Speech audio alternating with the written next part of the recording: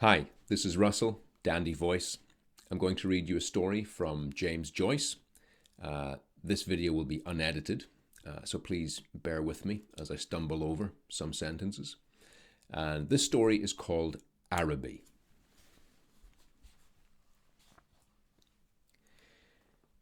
North Richmond Street, being blind, was a quiet street, except at the hour when the Christian Brothers' School set the boys free.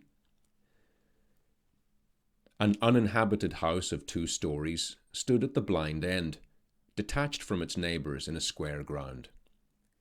The other houses of the street, conscious of decent lives within them, gazed at one another with brown, imperturbable faces. The former tenant of our house, a priest, had died in the back drawing-room. Air, musty from having been long enclosed, hung in all the rooms, and the waste room behind the kitchen was littered with old useless papers. Among these I found a few paper-covered books, the pages of which were curled and damp. The Abbot, by Walter Scott, The Devout Communicant, and the Memoirs of Vidocq. I liked the last best, because its leaves were yellow. The wild garden behind the house contained a central apple tree and a few straggling bushes, under one of which I found the late tenant's rusty bicycle pump. He had been a very charitable priest. In his will he had left all his money to institutions, and the furniture of his house to his sister. When the short days of winter came, dusk fell before we had well eaten our dinners. When we met in the street, the houses had grown sombre. The space of sky above us was the colour of ever-changing violet, and towards it the lamps of the street lifted their feeble lanterns. The cold air stung us as we played till our bodies glowed. Our shouts echoed in the silent street. The career of our play brought us through the dark muddy lanes behind the houses, where we ran the gauntlet of the rough tribes from the cottages, to the back doors of the dark, dripping gardens where odours arose from the ash pits, to the dark, odorous stables, where a coachman smoothed and combed the horse, or shook music from the buckled harness. When we returned to the street, light from the kitchen windows had filled the areas. If my uncle was seen turning the corner, we hid in the shadow until we had seen him safely housed. Or if Mangan's sister came out on the doorstep to call her brother in to his tea, we watched her from our shadow peer up and down the street. We waited to see whether she would remain or go in, and if she remained, we left our shadow and walked up to Mangan's steps resignedly. She was waiting for us, her figure defined by the light from the half-opened door. Her brother always teased her before he obeyed, and I stood by the railings looking at her. Her dress swung as she moved her body, and the soft rope of her hair tossed from side to side. Every morning, I lay on the floor in the front parlour watching her door. The blind was pulled down to within an inch of the sash, so that I could not be seen. When she came out on the doorstep, my heart leaped. I ran to the hall, seized my books, and followed her. I kept her brown figure always in my eye, and when we came near the point at which our ways diverged, I quickened my pace and passed her. This happened morning after morning. I had never spoken to her, except for a few casual words, and yet her name was like a summons to all my foolish blood. Her image accompanied me, even in places the most hostile to romance. On Saturday evenings, when my aunt went marketing, I had to go to carry some of the parcels. We walked through the flaring streets, jostled by drunken men and bargaining women, amid the curses of labourers, the shrill litanies of shop boys who stood on guard by the barrels of pigs' cheeks, the nasal chanting of street singers who sang a "Come All You" about O'Donovan Rossa, or a ballad about the troubles in our native land. These noises converged in a single sensation of life for me. I imagined that I bore my chalice safely through a throng of foes. Her name sprang to my lips at moments in strange prayers and praises which I myself did not understand. My eyes were often full of tears, I could not tell why, and at times a flood from my heart seemed to pour itself out into my bosom. I thought little of the future. I did not know whether I would ever speak to her or not, or, if I spoke to her, how I could tell her of my confused adoration. But my body was like a harp, and her words and gestures were like fingers running upon the wires. One evening, I went into the back drawing room in which the priest had died. It was a dark, rainy evening, and there was no sound in the house. Through one of the broken panes, I heard the rain impinge upon the earth, and the fine incessant needles of water playing in the sodden beds. Some distant lamp or lighted window gleamed below me. I was thankful that I could see so little. All my senses seemed to desire to veil themselves, and feeling that I was about to slip from them, I pressed the palms of my hands together until they trembled, murmuring, "Oh, love, oh, love," many times.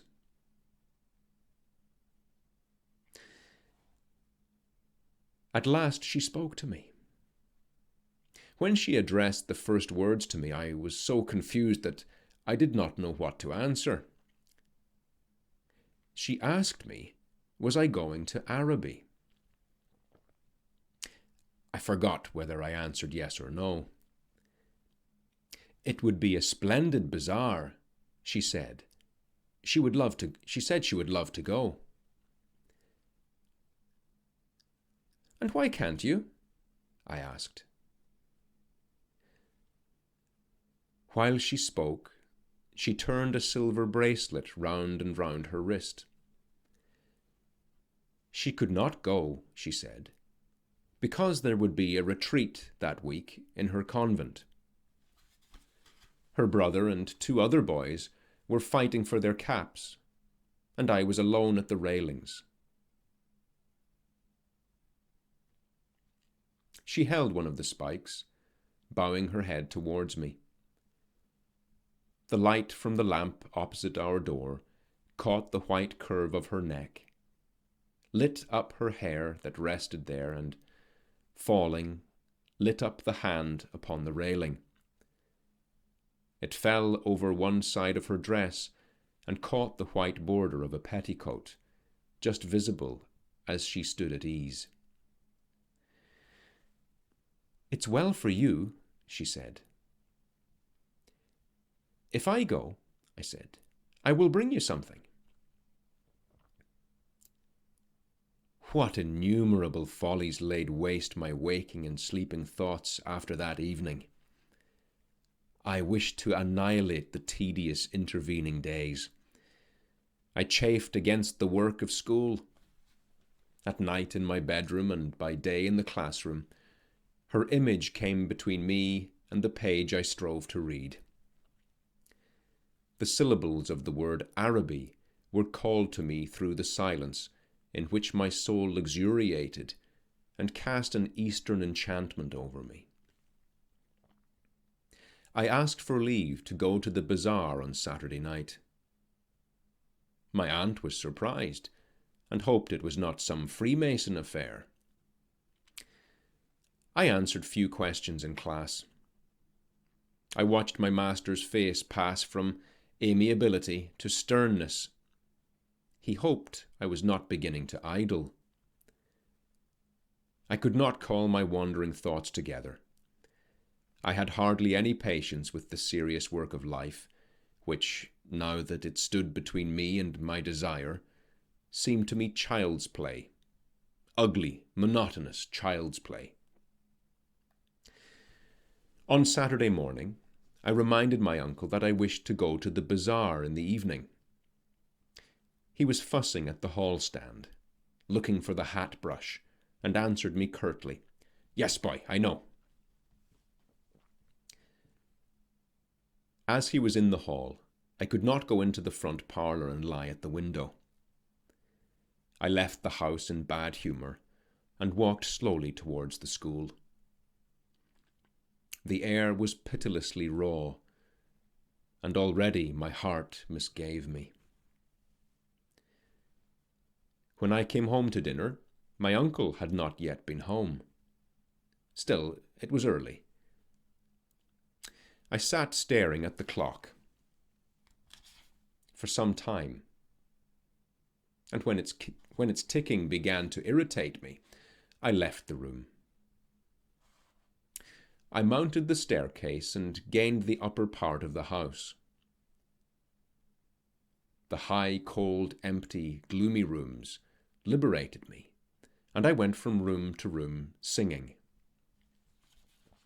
From the front window, I saw my companions playing below in the street.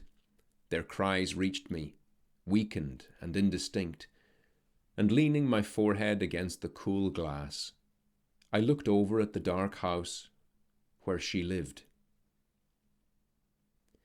I may have stood there for an hour, seeing nothing but the brown-clad figure cast by my imagination, touched discreetly by the lamplight at the curved neck, at the hand upon the railings, and at the border below the dress. When I came downstairs again, I found Mrs. Mercer sitting at the fire.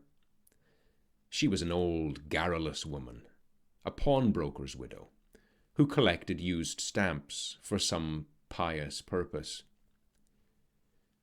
I had to endure the gossip of the tea table. The meal was prolonged beyond an hour, and still my uncle did not come. Mrs. Mercer stood up to go.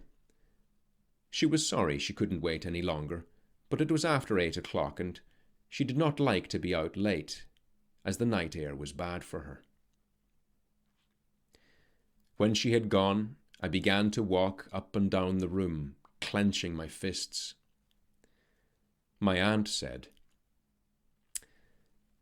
"I'm afraid you may put off your bazaar for this night of our Lord." At 9 o'clock, I heard my uncle's latchkey in the hall door.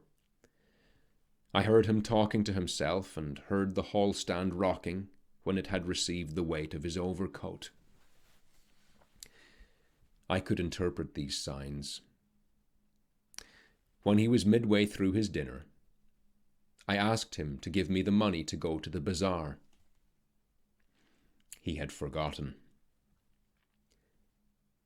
"The people are in bed, and after their first sleep now," he said. I did not smile. My aunt said to him energetically, "Can't you give him the money and let him go? You've kept him late enough as it is." My uncle said that he was very sorry that he had forgotten. He said he believed in the old saying, "All work and no play makes Jack a dull boy." He asked me where I was going, and when I had told him a second time, he asked me did I know the Arab's farewell to his steed. When I left the kitchen, he was about to recite the opening lines of the piece to my aunt. I held a florin tightly in my hand as I strolled down Buckingham Street towards the station. The sight of the streets, thronged with buyers and glaring with gas, recalled to me the purpose of my journey. I took my seat in a third-class carriage of a deserted train. After an intolerable delay, the train moved out of the station slowly. It crept onward among ruinous house over. It crept onward among ruinous house and over the twinkling river. At Westland Row Station, a crowd of people pressed to the carriage doors, but the porters moved them back, saying that it was a special train for the bazaar. I remained alone in the bare carriage. In a few minutes, the train drew up beside an improvised wooden platform. I passed out onto the road and saw by the lighted dial of a clock that it was 10 minutes to 10. In front of me was a large building which displayed the magical name. I could not find any sixpenny entrance, and fearing that the bazaar would be closed, I passed in quickly through a turnstile, handing a shilling to a weary-looking man. I found myself in a big hall, girdled at half its height by a gallery. Nearly all the stalls were closed, and the greater part of the hall was in darkness. I recognized a silence like that which pervades a church after a service. I walked into the centre of the bazaar timidly. A few people were gathered about the stalls which were still open. Before a curtain, over which the words Café Chantant were written in coloured lamps, 2 men were counting money on a salver. I listened to the fall of the coins. Remembering with difficulty why I had come, I went over to one of the stalls and examined porcelain vases and flowered tea sets. At the door of the stall, a young lady was talking and laughing with 2 young gentlemen. I remarked on their English accents and listened vaguely to their conversation. "Oh, I never said such a thing." "Oh, but you did." "Oh, but I didn't." "Didn't she say that?" "Yes, I heard her." "Oh, there's a fib." Observing me, the young lady came over and asked me did I wish to buy anything. The tone of her voice was not encouraging. She seemed to have spoken to me out of a sense of duty. I looked humbly at the great jars that stood like Eastern guards at either side of the dark entrance to the stall and murmured, "No, thank you." The young lady changed the position of one of the vases and went back to the 2 young men. They began to talk of the same subject. Once or twice the young lady glanced at me over her shoulder. I lingered before her stall, though I knew my stay was useless. To make my interest in her wares seem the more real. Then I turned away slowly and walked down the middle of the bazaar. I allowed the 2 pennies to fall against the 6pence in my pocket. I heard a voice call from one end of the gallery that the light was out. The upper part of the hall was now completely dark. Gazing up into the darkness, I saw myself as a creature derided, as a creature driven and derided by vanity, and my eyes burned with anguish and anger.